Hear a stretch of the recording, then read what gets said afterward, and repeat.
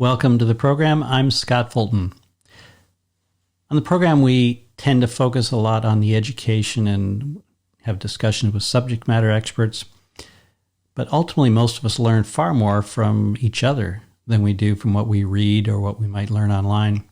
And so I think that's why today's guest is special in that he and his wife are responsible for a grassroots movement that's really bringing people into health with an education and experience around food, but not just food. It's actually food as part of a bigger experience. And so the ability to bring education, nutrition, and community together is quite unique. And I think you're going to enjoy this conversation, and perhaps you'll be inspired to do something in your community. Welcome to the show, Mike. Great to have you on, and really looking forward to our conversation today.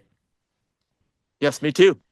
So I'm going to start out with kind of what you had told me before we started here was really what's your mission or your goal, because I think that's just such one of those great big hairy audacious goals that we kind of encourage people to do. So I'm not going to tell the audience what it is. I'll leave that to you. So go ahead. Why don't you let everybody know what's your big audacious goal?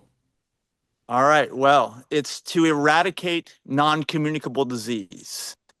And we do think that's possible with the knowledge. It just needs to, we need to get that out into the real world, the habits, and we think we can do it. Yeah, and I think that's like the point of these audacious goals isn't to check everything off and suddenly everything's perfect, but it really, I think, delivers the message of there's a lot more that can be done than what we're doing today. So status quo is not the way it needs to be. We need these kind of things to really kind of, I think they're a good wake up call, right? That kind of a splash of cold water on your face to say, oh, here's a group doing something significantly different. And that's really why I wanted to have you on the program to talk about the things that you're doing, which are truly, I think, quite remarkable and really step above a lot of things that most of us see. So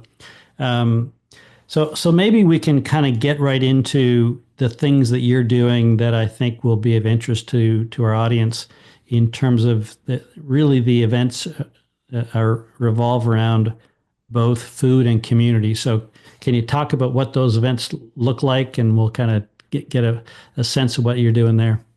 Yes, absolutely. We have a 501c3 nonprofit called the plantbaseddiet.org, and that organization is running events because we're aware of all this knowledge. We all discuss this in the Healthspan and longevity areas, all the knowledge that's out there, but we need to have experiences where people can actually live this out outside of their houses, because until that happens, it's just never going to catch on. If you have to do this behind closed doors, which is kind of the way it is right now.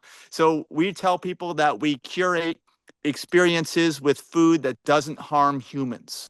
That's like a key element, because we're very much focused on the food, and we have our own standard called healthy vegan food, which is 6 pillars, and it goes along with the lifestyle medicine 6 pillars as well. So our experiences, our events, they're all curated to follow along with lifestyle medicine 6 pillars and our healthy vegan food 6 pillars, which is an extremely strict nutritional standard that you can't get unless you go to one of our events right now. We'd like to see that change, but for now, that's how it is. Yeah, so you touched on a bunch of stuff there that I want to kind of circle back on. So one of them is, so let's kind of choose any one event, and maybe you can kind of give us a flavor of what does that look like? How do you hear about them? But what's that experience when you show up? I think that's what's kind of really cool about it. Yeah, sure. Well, let's see. We're getting into travel events now because we want people to be able to take vacations that they don't have to recover from. Okay, because that's always been the thing. You go on vacation. Oh, I got time off. I got to recover. I've overdid it with the food, with the lack of exercise, whatever it might be. Well, and then you spent the weeks, trying to diet to lose the 10 pounds before you went, so you could put 15 on while you're on vacation, right?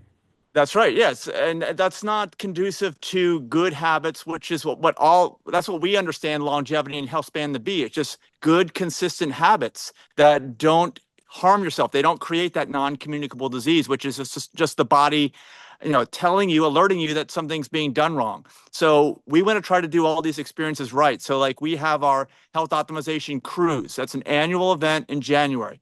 Now it checks off a lot of boxes, which are number one, it's in the Caribbean in late January. So if you are, concerned about getting enough vitamin D from the sun, if you have seasonal affective disorder, if you just want to be in a warm climate and enjoy, lighter foods, that's the way to do it. And we have education that goes along with this cruise. We have practicing doctors that are board certified in lifestyle medicine and other medical professionals that are also certified in lifestyle medicine. We have chefs, we have exercise professionals, and then the food. The food is the key. Like I was saying, we're able to get a cruise line, a large cruise line with brand new ships actually as well. That's another key component of what we do there, because we don't want bad indoor air quality. We don't want mold, which is a problem with boats.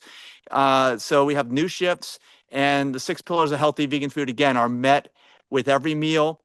Now, the experience is, it's like, well, Mike, what is it going to be? Is it going to be the same dish, 10 different ways? Well, actually, it's not. Breakfast it's kind of the same selection every day, but lunch and dinner are 3 to 4 course meals, and they never repeat a course the whole time. And these chefs they're so motivated, they're so creative. They take our event as a challenge every year, and they come up with some mind-blowing and just visually stunning dishes that, I was telling people on the last cruise, these are like $100 meals you're getting every dinner on the cruise.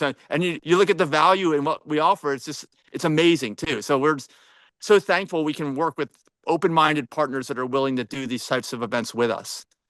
Yeah, there's a few things that in my experience that I think you've really keyed in on that are really important. And one is it's much easier to get up the curve in terms of learning what the opportunities are by going to an event where it's already been curated for you versus trying to do it at home. It's a very incremental, frustrating, trial and error. Oh, I don't have this, or what's that, ingredient, or versus just showing up. You get to see, or you get all the diversity of food options. And again, it's not all in on one meal, right? You get to spread it over.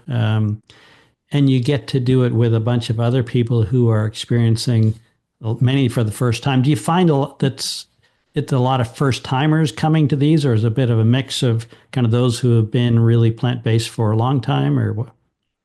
I'd say it's a mix. And we also see that there is the common theme of, a partner who's into this lifestyle and really wanting to optimize health.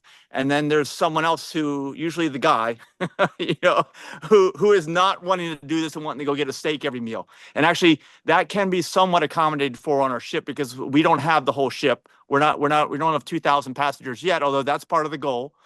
We have about 100 people that go on our event. So it appeals to people that both partners are not on the same page.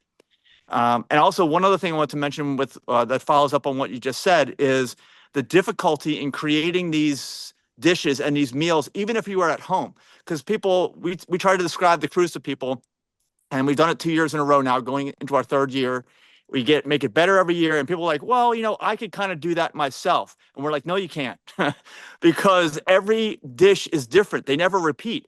The number of ingredients you would have to have on hand, and of course you wouldn't have some. You have to run back out to the store. There's just no way that an individual could create that many different unique dishes in a week's time on their own. We have a whole team of chefs, with the kitchen that are doing this. So it's something that I look forward to, of course, every year, and it's something that I don't think anyone could create on their own.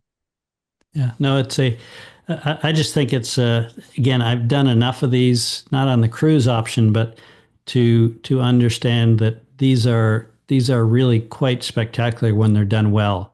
And I think that's part of the difference here is you're clearly operating at a standard that's higher than what most people maybe ever have experienced. Because when we think about restaurants, for example, we see more plant-based options now, but they aren't always particularly healthy, right? That varies from restaurant. Right. And in fairness to the chefs, most of them haven't been trained. They're coming up the learning curve as well. They're trying to figure out, adapt what they've been doing to adjust it. They don't, yeah, and a lot of times that's really all it's about. But if all you've been doing is smothering everything with cheese sauce and barbecue sauce, you've got a much steeper curve to get up than some others.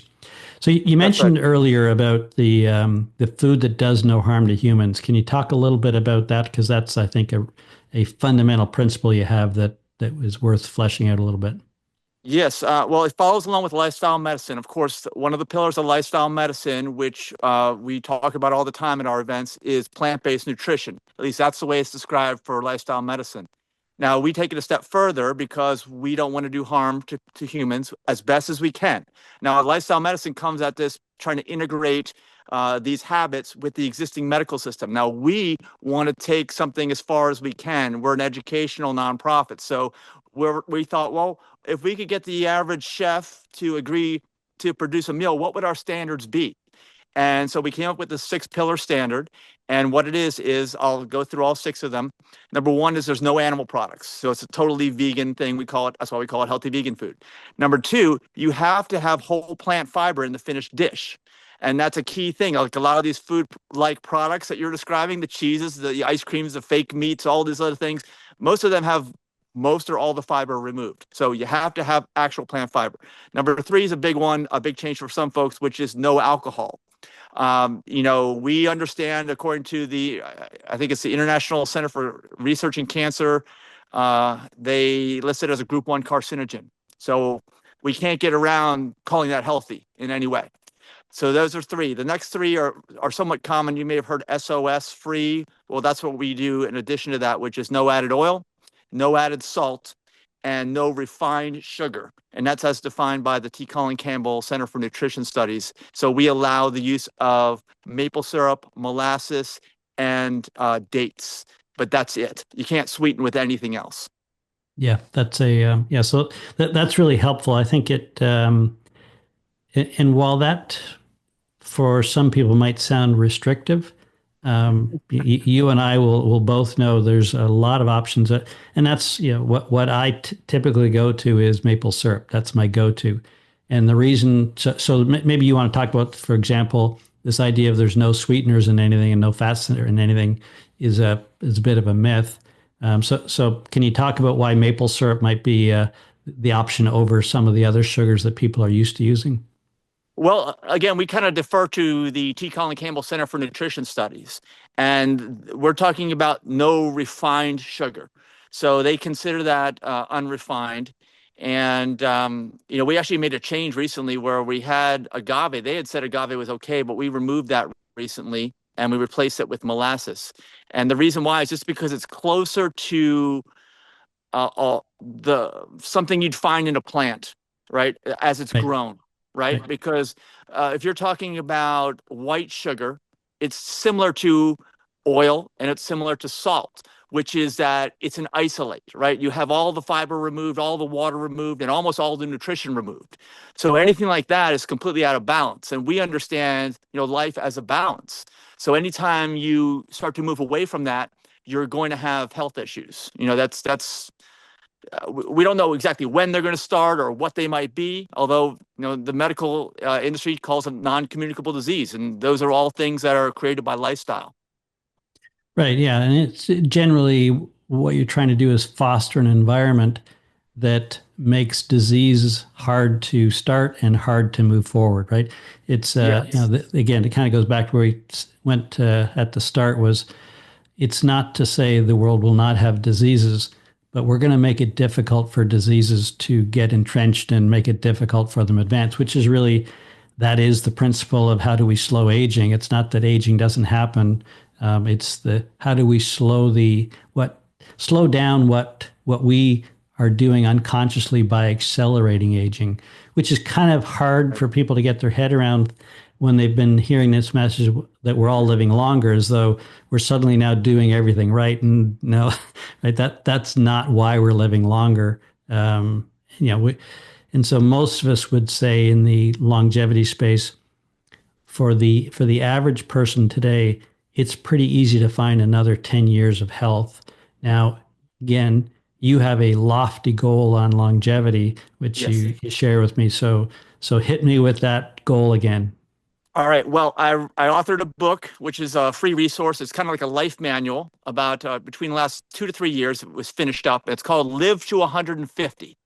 All right. Now I'm 55 and I call myself Mike 55 years young, since that's my real given name is Mike Young. And I do believe that the average person has this ability. And the reason why is because the average person lives to about 75 years on average.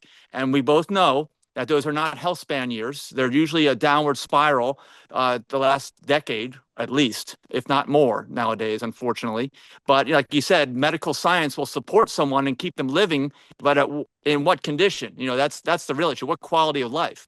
So some people are living 75, and in our opinion, when we realize all the habits, especially through lifestyle medicine and other things that I write about in the book, because I have 150 chapters, each one's a different longevity and health span principle, which is a habit, a habit that you usually need to change because we weren't taught this. I wasn't taught this when I was growing up.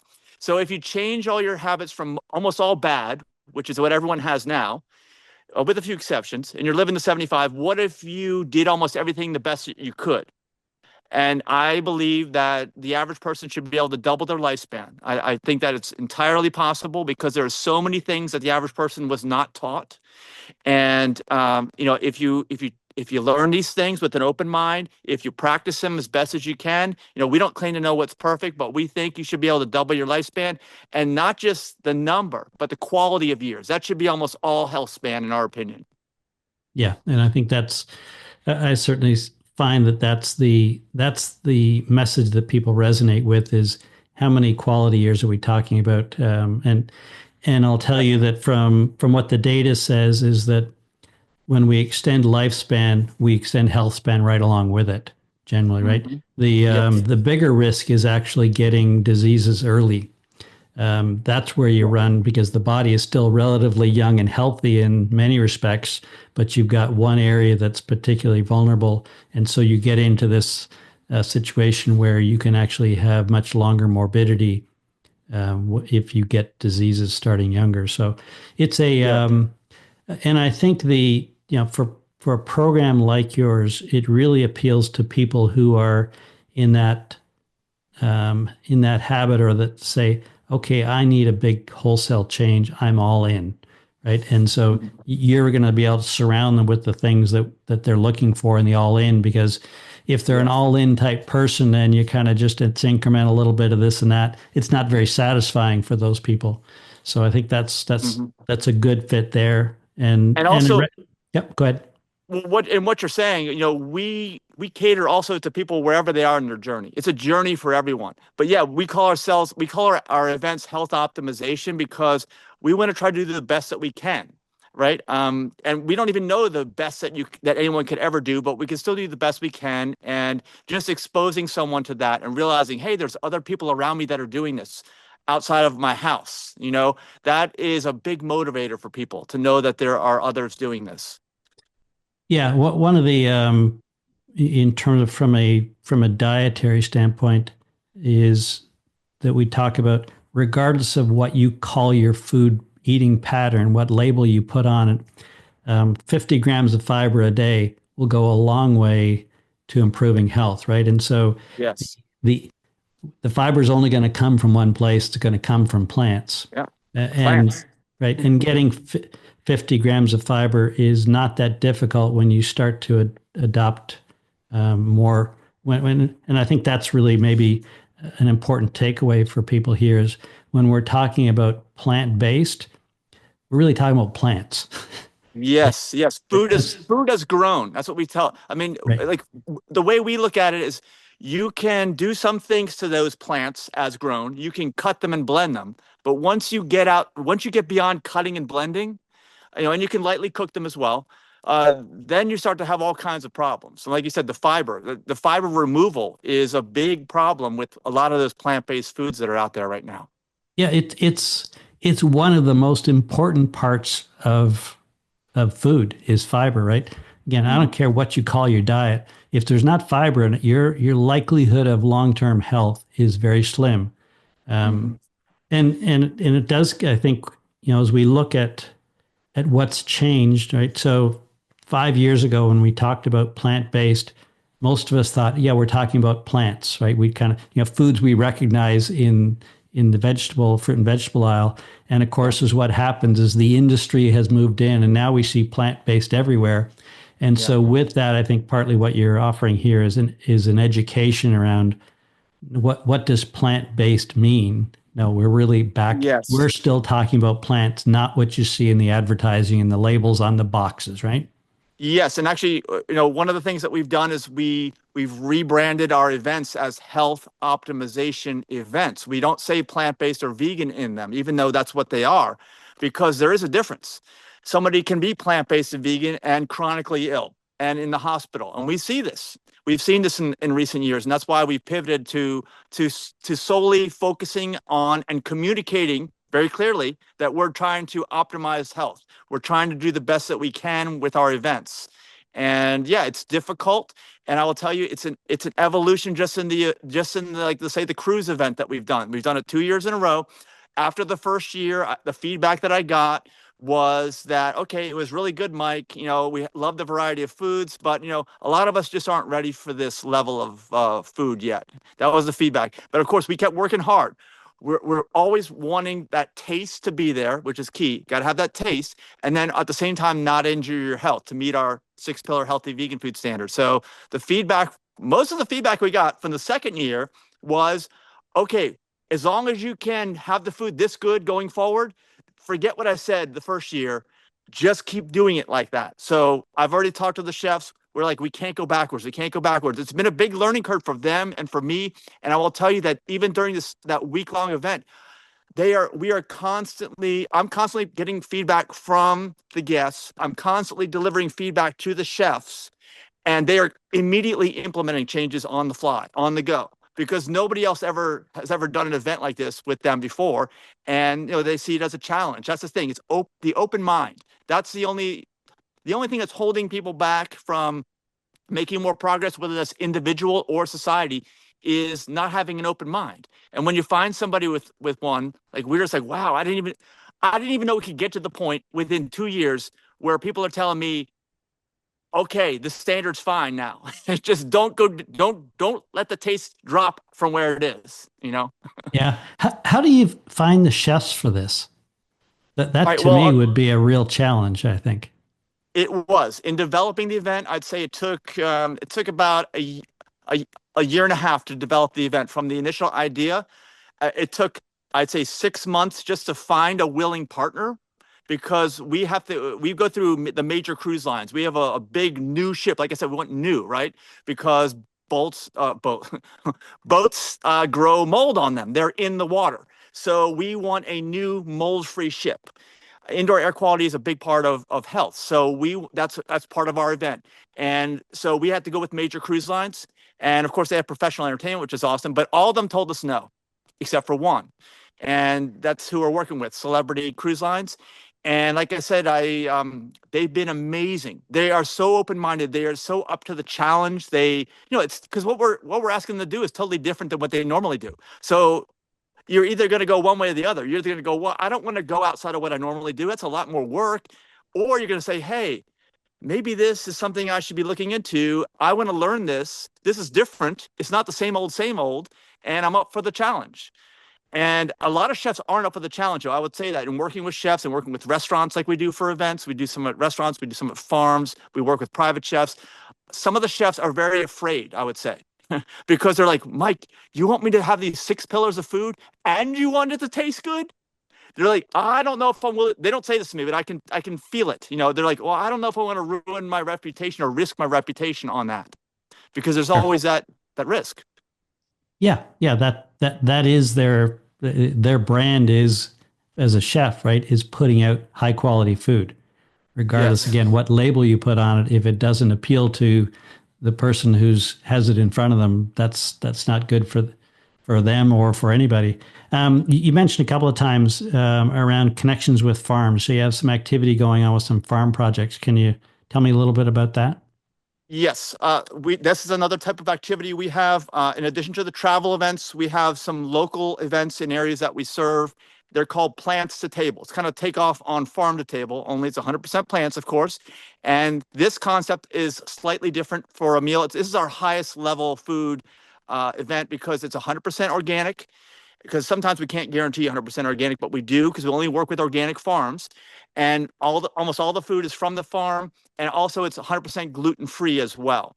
And these are annual dinners at the end of harvest season. So we have one in Northern Virginia that's up at Planetary Farms. Shout out to Farmer Dave over there.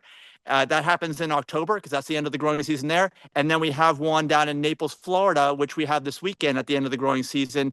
And that's at Inyoni Organic Farm. And that's Farmer Nick over there, who we've worked with for a few years as well. And both of these events are in their 5th and 6th years now that we've been doing them every year. And, I volunteer also. I volunteer at the farms. Well, actually, at Farmer Days. I don't do so much over at Inyoni, but I'm learning a lot too. We're always learning. All of us in the organization are taking that attitude of continuous learning. So these are events where individuals get to go out, experience a farm that's nearby, learn about the farm, meet the farmers, get tours of the farms, learn and watch where the food was grown, and then enjoy a meal together of food that was grown on the farm. So Yeah. super high level nutrition, super great, unique experience for people, at a local farm. Very cool. And so you have people within the organization who are involved at the local level helping organize, or are you and your wife doing all this yourself? Surely not. Well, believe it or not, yeah, my wife and I kind of do. We volunteer our time. We're all volunteers who work with the organization. We have a board of directors. We have others that are on our team. But I'd say that the reality is that, yeah, my wife and I do most of the work. But it's a passion of ours. We believe it's the future. Okay, like when I say we want to eliminate or eradicate non-communicable disease. I mean, I grew up in the 70s and 80s, and there was smoke everywhere I went. Every car I went into, every building I went into, it was there, and now it's gone. It doesn't take that long. Once you figure out that this is causing a problem, we're like, okay, well, what can we do? Now, I know that this is a lot more complicated than just smoking, it seems like, because there are so many entrenched industries right now that are doing things a certain way. And like I said, if we're creating events that are not harming humans, what's everyone else creating? What's everyone else doing? What's every other restaurant serving? This is the big problem. People don't want to admit that they're doing that. But I think that the evidence is clear at this point that is what's going on. There's a reason why 80% of all healthcare costs are going to non-communicable diseases. There's a reason why I think it's 75-80% of all causes of death worldwide, according to World Health Organization, are non-communicable diseases. There's a reason, and it's lifestyle. Yeah, well, and also what's in the food, right? In terms of what's passed through in the foods, because you're talking about the quality of the food that you're delivering, and I think that's for people the potentially the scariest part of it. You look at any food, right, that's grown conventional, grown organic. We don't have any ability to be able to differentiate between the two of them, unless often if there's one, it's the flavor or the taste.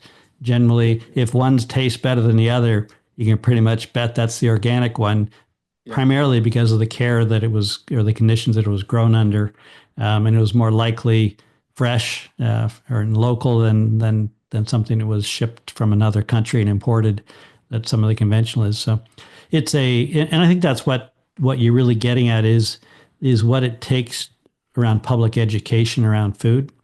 And it's a constant education, constant evolution.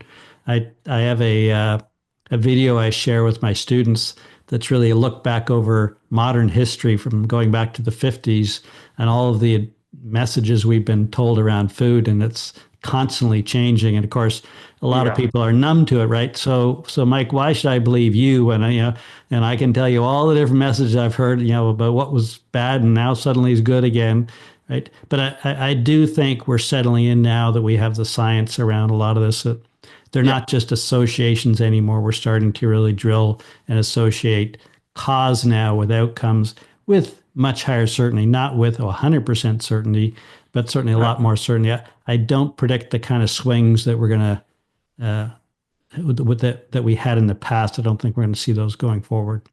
Yeah, I agree, and that's a great optimistic view. We're optimists as well, and I think that there really isn't much argument over the way life works and the way that the direction we need to go in as a society to to to be in good health. And I think that's why we're with lifestyle medicine and the six pillars there, lifestyle medicine, because those are all habits and they're all fairly consistent. And of course, the missing part we see right now is just that people can't leave their house and experience this. But that's the next step. And now that people can experience it, we have enough people. Like we have our cruise, we have a safari, we have you and I talked about intentional communities that we work with where we're growing our own food at an even higher level than organic, because there is more than organic. There's totally chemical free and there's totally animal product free ways to grow food. So all those may or may not make a difference. We think that they do, and we are, taking every opportunity we get to try to, push the envelope and see who wants to go with us. Yeah, I think you make a good point. Everything that I'm seeing is that we're not at the end in terms of food quality. We're now at the point of we've just started to figure out the differences in the quality, and now we're starting to work on how do we adopt growing methods that now make it even healthier than what we had before. And so I think, yeah, in 10 Yeah. years we'll still be looking back and saying, we've come a long way. What's next? Because right, we talked a little before the show Yeah. about the role of regenerative agriculture, and that's really where we're trying to go with a lot of agriculture because that's economically viable for the farmer. It's actually generally more profitable, and essentially it's dramatically reducing any pesticides or chemicals that are used even in organic foods. So, and then all of these are ranges, right? They're not absolute. Yeah. Like you say, organic. Well, that has different levels to it depending on the conditions and things. So. That's right. That's right. And like you and I talked before the show, we have our own farm projects. One in Western Virginia, just a couple hours west of where you are. We have a farm out there that's for like the warm month growing season. The cold month growing season, we're now finally getting our Naples, Florida farm together, and we need to enlist a lot of volunteers for that. And then we also have projects in Ecuador, right near the equator, where they can grow everything all year round. So we're trying to get all those different methods or environments for growing that people may live in, and it's kind of an experiment, I guess, but we want to just push it as far as we can go because we don't know exactly which facet of this is going to have just a giant benefit to health span and longevity.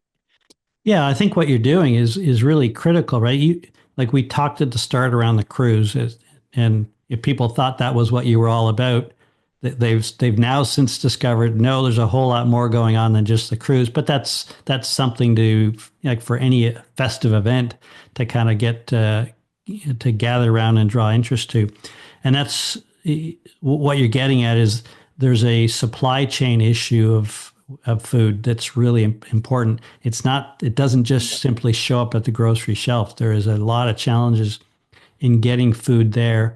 And so where it comes from depends on the time of year, right? And you want to get as much quality food, much diversity and variety throughout the year. The better success you get at that, the easier it is for people to adopt eating healthy food all year long. That's right. And regenerative, like you said, we use those techniques. Permaculture, we're using those techniques as well. Anything we can think of is the most forward-thinking way to go, is what we want to do. Because, like you and I discussed earlier as well, the only way that we understand right now, at least, to know what you're eating is to grow it yourself. Otherwise, you're just taking somebody's word. And, we see how that works out in a lot of things that happen right now in Yeah, society. yeah, and we often say, buy local. Well, there's no reason necessarily that it'll be fresher. But in terms of unless you know how the farmer practices, if they're an organic or a regenerative farmer and they're letting you know, that's great. But you just don't know. Like if I know there's a restaurant that we went to in town here. We didn't discover until a few times that all they provided was organic food. say, well, you should let people know that that Yeah, has value to it, right? You're going the extra mile to serve quality and try to protect us. That would be something I would have. Yeah, I'm glad we're coming anyway, but others would probably benefit from it too. So. for sure. Yeah. I mean, people need, I guess, people just need to be, the average level of awareness needs to be raised. And when it is, then people are going to ask for this all the time. Like right now, you're only mentioning it, right? But it would be great if the average Joe and Jane were constantly asking for this kind of stuff. Well, I think we're seeing it. So, what's the biggest growth in the food sector? It's organic food, right? Hmm. So, I think we're seeing it now. The awareness is happening now. It's always we're not there yet. We still have a long way to go in terms of raising the quality of food, whether it's in a restaurant, whether it's in a grocery store. But I think the signs are there, and now we just kind of let's put our foot on the gas pedal and let's Yeah. start to really plow through and drive change quickly. Yeah. And I wanted to mention too, since we talked about, I keep talking about health. Of course, we're talking about health on your podcast. Uh, we have defined a term, health optimization, since we use that in all of our events now. And the way we've defined it, it's on our website for the nonprofit, is a balanced state of health that's indicated by a lack of non-communicable disease. So when someone achieves that, then they know that they're where they want to be. And this kind of fits into a lot of things you said earlier, which are, people develop these issues earlier, these health issues. And we see all of health as a balance. So as long as you try to maintain that balance, the body, we believe, is mostly self-healing for these non-communicable diseases anyway, and it has the energy and ability to heal and to remain in that balanced state of health. It's just that the average person isn't in that balanced state of health, so they're constantly behind, trying to catch up. And I guess the message of hope that we deliver is that you can get out of that state. A lot of it is a societal state, like it's a sociology issue in a way, and a psychological issue. You just got to choose to hang around people who are doing it or trying to do it. And then you will rise out of that stage where you're out of balance and feel like you're not getting anywhere with your health, to the point where you're in balance and your body is loving it, and that's part of our secret mission, is to have fun. Have fun in life. You can't really have fun. You can't really enjoy your life if you're chronically ill. And, whenever we do our events and give talks and things, I always ask, does anybody here like to be sick? Raise your hand. And nobody ever does, because they know they can't have fun. They can't enjoy life. And that's what we want people to. Yeah, I know my own experience going through this was, if there was a surprise, was just how much variety there is in really great food options. I had so our everything we've been taught about diet generally revolves around restrictive habits. And Yes. so I try to tell people, so forget that, because this is not about restrictive. The things that are restrictive is a very short list, but the list of new things you're going to get exposed to and new Yeah. flavors in new foods is probably 10x easily of the things that you think of restriction when you think of diet. And I think Yeah. And that's a big part of having fun. You get to discover, oh, I didn't know about that. I had no idea what it was, let alone whether I'd like it or not. yeah, that's an excellent point, because the only plants that you see in the store are the ones that the industry has decided they are going to offer to you, right? And there Right. really aren't that many if you consider how many plants there actually are, and ones that are edible. It's only a tiny fraction of what's out there. It's unbelievable what we've discovered by going to Ecuador and seeing what kind of fruits are growing there in the tropics. I had no idea. No idea. Right. You go anywhere in the world and you will discover food you've never seen before. Right. And but we can get food from almost anywhere. But yeah, cultures are used to what they're used to. And that's what, as businesses, I want to give people what they're used to buying, because that's their comfort zone. And so all of this in growth always involves stepping outside your comfort zone to try some Yeah. new things and experience it. Doesn't mean you're going to love everything the first time around, but there's a saying that a friend of mine, David Katz, Dr. Katz, Yeah. came out with, was love the food that loves you back. Yeah.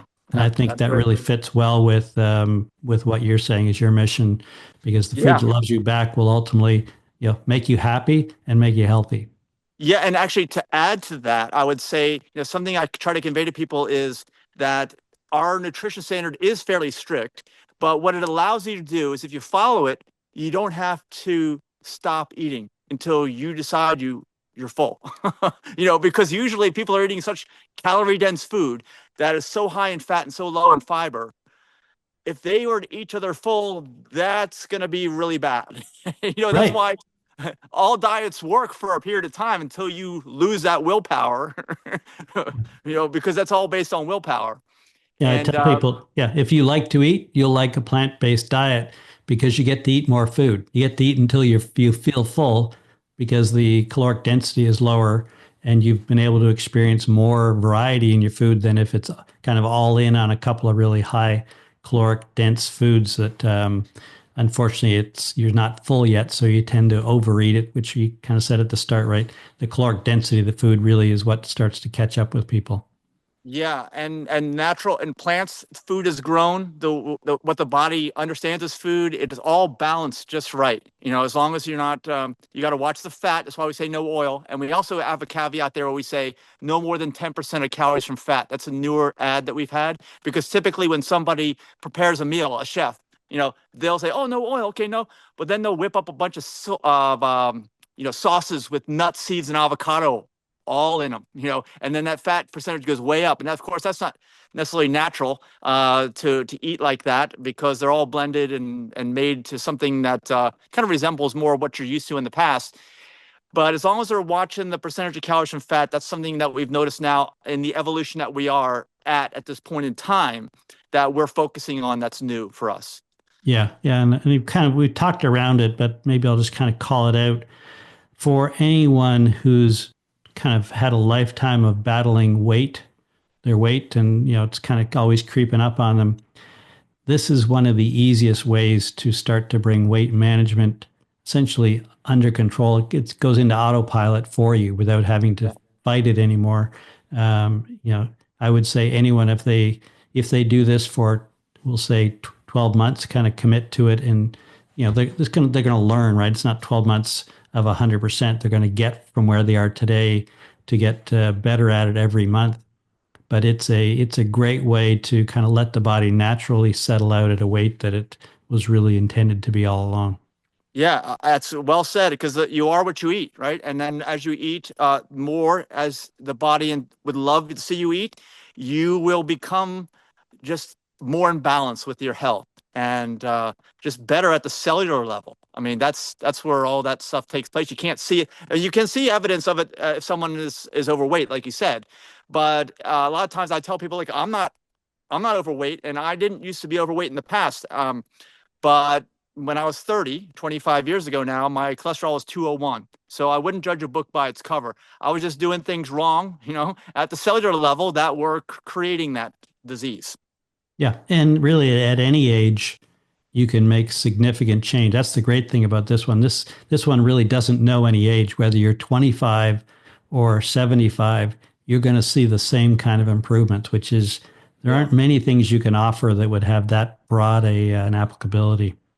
And I'd say they're immediate as well, because if, like I said, I'm kind of going off the assumption, I suppose, even though you shouldn't assume that most people are doing everything wrong, which I do believe is correct based on the results of most people being chronically ill and most medical expenses going to chronic illness of non-communicable diseases.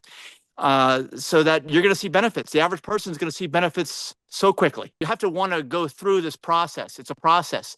And like you talked about earlier, the importance of fiber. When someone who hasn't been getting enough fiber suddenly gets enough, things really start to flow through. You have to go through a transition phase, and you have to be willing to do that. But once you do and come out on the other side, it's awesome because you're always feeling good.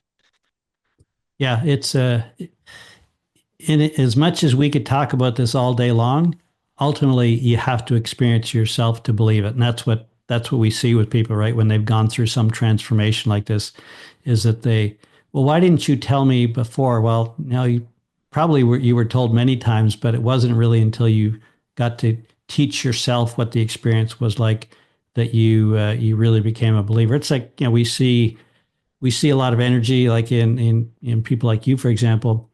The same way, I remember you go back to the talk about smoking, right? the most vocal people about stopping smoking are the ones who quit smoking, right? They came through the transformation. They Yeah. felt so much better as a result. This is the same sort of thing we see with people when they start to shift their health. Yeah, I mean, like I said, we want people to enjoy life. We want people to have fun. And, when you feel good, like you said, you have so much more fun. You get to do whatever you want. You get to go wherever you want, whenever you want. You're not restricted by doctor's appointments. You don't have to fill those prescriptions all the time. You're not feeling really bad when you wake up in the morning or at the end of the day. So you suddenly have more options.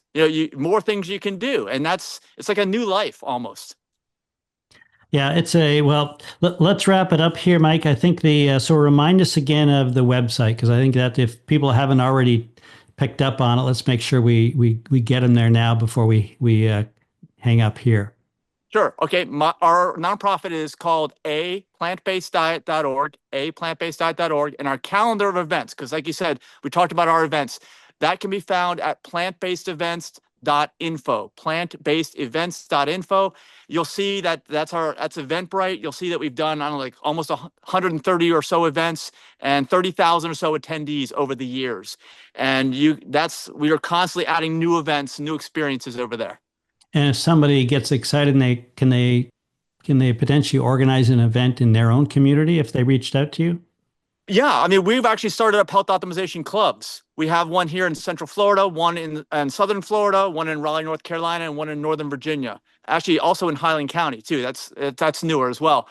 Those are just called health optimization clubs, where people will get together, bring food that meets the 6 pillars of healthy vegan food, talk about lifestyle medicine habits, and just help each other. I mean, just encourage one another. Yeah, I mean, we want to see those everywhere, ideally. Yeah, and this is really what I think your mission is about, is bringing people together around health, and I think it's or health optimization. I think it's an absolute great mission.